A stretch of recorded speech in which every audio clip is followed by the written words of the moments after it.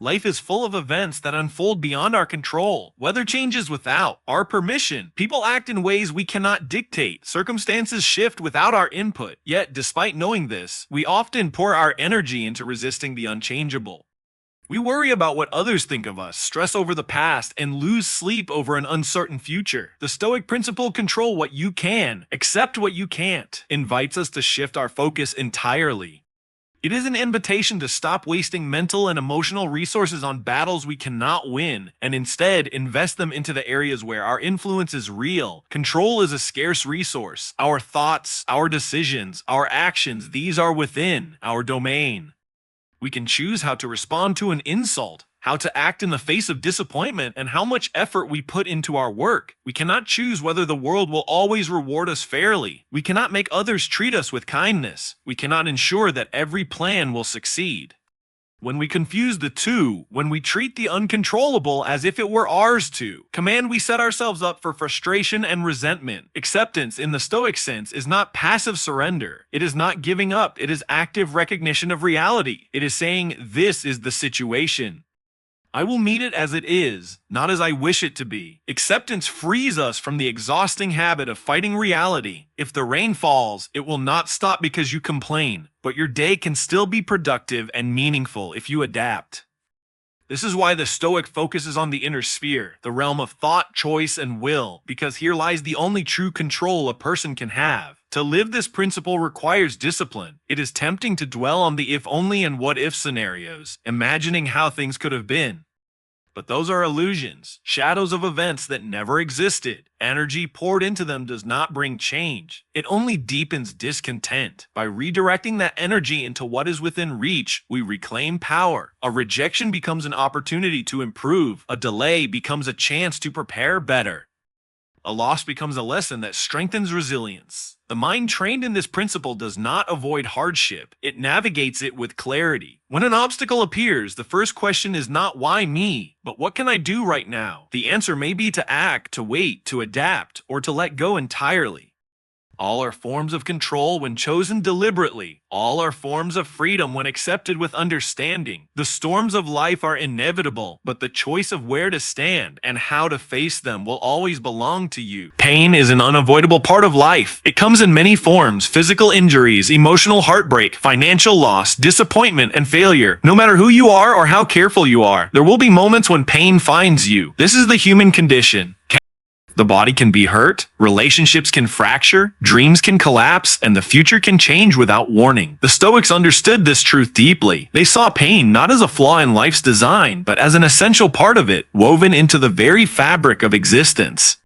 To wish for a life without pain is to wish for a life without growth, without risk, and without depth. Suffering, however, is something different. Suffering is what the mind does with pain. It is the story we tell ourselves about what happened, the meanings we attach, the resistance we put up against reality. Two people can go through the same painful event, yet one emerges stronger and wiser while the other is crushed under the weight of it. The difference is not in the pain itself, it is in the choice of how to interpret and respond to it. Pain is the strike of an arrow. Suffering is when we twist the arrow deeper with our own thoughts. When we experience pain, our instinct may be to fight it, resent it, or ask, why me? This reaction often prolongs the agony. By replaying the event in our minds, by fixating on what could have been, or by imagining endless future consequences, we feed the fire of suffering. The Stoic approach teaches us to separate the event from the judgment of the event. A broken bone is painful, but the idea that my life is ruined is a judgment. A failed business is painful, but the belief that I am a failure is a judgment. These judgments are within our control, and it is here where suffering can be reduced or even eliminated. Choosing to face pain without adding unnecessary suffering does not mean ignoring emotions or pretending to be unaffected. It means feeling the raw reality of the moment without layering it with destructive thoughts. It means accepting the hurt while refusing to let it consume the rest of your life. When you say, "This is painful, but I will endure it," you reclaim your power from the situation. Pain then becomes a challenge, not a prison. This principle is liberating because it puts the responsibility, and therefore the power, back into our own hands. We cannot dictate what life throws at us, but we can choose whether to meet it with despair or with dignity. In doing so, we strip pain of its ability to dominate our inner world, and we discover that strength is not the absence of hardship, but the mastery of how we carry it. Ask ChatGPT. The mind is the one place in the world that can be made completely secure, but only if you build it with care. A fortress is not constructed in a day. It requires planning, patience, and constant maintenance. In the same way, a strong mind is built through consistent habits, disciplined thinking, and the deliberate choice to protect it from influences that weaken it. Your mind is the seat of your perceptions, decisions, and reactions. If it is weak, every difficulty will break through and overwhelm you. If it is strong, even the fiercest storms will crash against its walls and leave you standing. Life will always present external challenges, losses, betrayals, injustices, and disappointments. These are like enemy forces trying to breach your mental defenses. You cannot stop them from appearing, but you can determine how prepared you are to meet them. A well-guarded mind filters what it allows in. It questions destructive thoughts, refuses to give power to fear, and does not blindly accept the opinions of others. The world is full of noise, much of it designed to provoke anxiety, envy, or anger. Without mental discipline, these influences seep in and take root, eroding your peace from within. A fortress is built not only with walls, but also with watchtowers. These watchtowers are your awareness and self-reflection. They allow you to notice when negative thoughts are gathering at the gates, when self-doubt is creeping in, or when resentment is beginning to poison your perspective. Awareness gives you time to respond before these forces can do damage. It allows you to choose your response rather than be carried away by impulse or emotion. Training the mind requires the same dedication as training the body. Just as a fortress must be reinforced over time, mental strength must be exercised daily, reading deeply, reflecting on your experiences, practicing gratitude, and confronting your fears instead of avoiding them. All these build resilience. Adversity itself is one of the best tools for strengthening the mind. Every hardship faced with clarity and composure adds another layer to your defenses, making you less vulnerable to the next challenge. Within your mind, you also hold the power to create stability regardless of external chaos. The Stoics called this inner citadel the only true freedom, because no one can force you to think or believe something without your consent. Even in the worst conditions, a disciplined mind can remain calm, focused, and determined. History is full of individuals who, despite being imprisoned, exiled, or stripped of everything, remained unbroken because their minds were untouchable. They had built fortresses within themselves, and no external force could conquer them. Ask ChatGPT. You said, keynote number 1, expend it into 500 words, don't add ending. Sentence teasing addings choose virtue over comfort. ChatGPT said, comfort is tempting because it offers ease, safety, and the absence of struggle. It is the warm room when the world outside is cold, the familiar routine that asks nothing of you, the easy path where little can go wrong. Yet, comfort can also be a quiet trap. It dulls the edge of ambition, erodes resilience, and slowly convinces you that avoiding difficulty is the same as living well. The Stoic principle of choosing virtue over comfort is a call to resist this trap. It reminds us that a life of meaning is not built on ease, but on the deliberate pursuit of what is right, even when it is hard. Virtue, in the Stoic sense, means living in alignment with principles such as courage, wisdom, justice, and self-discipline. It is the commitment to act rightly, regardless of whether it is convenient or personally beneficial. Comfort asks, what feels good now? Virtue asks, what is the right thing to do, even if it costs me? This is not always a pleasant choice. Speaking the truth may strain relationships. Standing up for justice may invite criticism.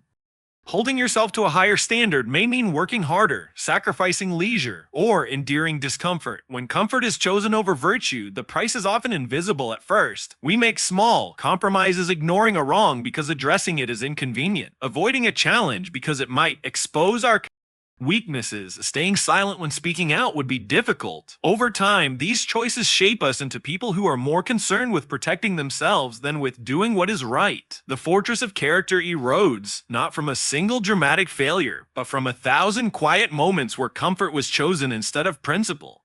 Choosing virtue over comfort requires a long-term vision. Comfort can give temporary relief, but it rarely produces lasting fulfillment. Virtue often brings short-term struggle, but it builds inner strength, self-respect, and trust from others. A person who consistently chooses virtue earns a reputation for integrity, and this reputation becomes a form. Ask ChatGPT.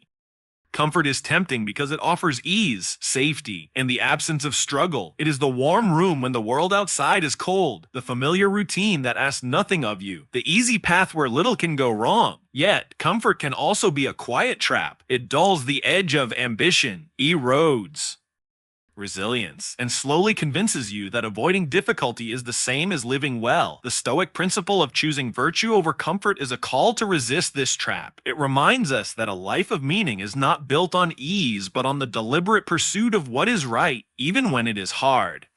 Virtue, in the Stoic sense, means living in alignment with principles such as courage, wisdom, justice, and self-discipline. It is the commitment to act rightly regardless of whether it is convenient or personally beneficial. Comfort asks, what feels good now? Virtue asks, what is the right thing to do, even if it costs me? This is not always a pleasant choice. Speaking the truth may strain relationships. Standing up for justice may invite criticism. Holding yourself to a higher standard may mean working harder, sacrificing leisure, or enduring discomfort. When comfort is chosen over virtue, the price is often invisible at first. We make small compromises, ignoring a wrong because addressing it is inconvenient, avoiding a challenge because it might expose our weaknesses. Staying silent when speaking out would be difficult. Over time, these choices shape us into people who are more concerned with protecting themselves than with doing what is right. The fortress of character erodes, not from a single dramatic failure, but from 1,000 quiet moments where comfort was chosen instead of principle. Choosing virtue over comfort requires a long-term vision. Comfort can give temporary relief, but it rarely produces lasting fulfillment. Virtue often brings short-term struggle, but it builds inner strength, self-respect, and trust from others. A person who consistently chooses virtue earns a reputation for integrity, and this reputation becomes a form of influence and strength that comfort alone can never provide. The path of virtue also prepares us for adversity. Comfort teaches us to avoid hardship, but virtue teaches us how to endure it with dignity. Every time we take the harder path because it is the right path, we reinforce our capacity to handle life's inevitable challenges. The body grows stronger when stressed by exercise. The soul grows stronger when stressed by moral choices. In moments of decision, the pull toward comfort will be strong. The easier way will whisper promises of safety and rest. But the Stoic knows that the measure of a life is not how much ease it contains, but how steadfastly it upholds what is good, even when that choice demands sacrifice. Ask ChatGPT.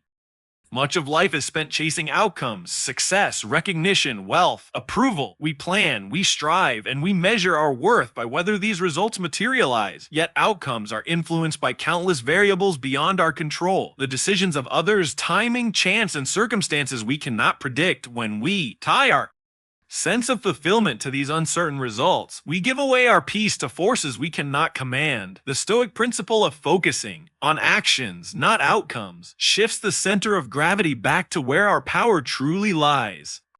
It directs us to measure ourselves not by what happens in the end, but by the quality of the effort we bring to each moment. Actions are within our domain. They are the deliberate choices we make, the discipline we apply, the integrity we uphold.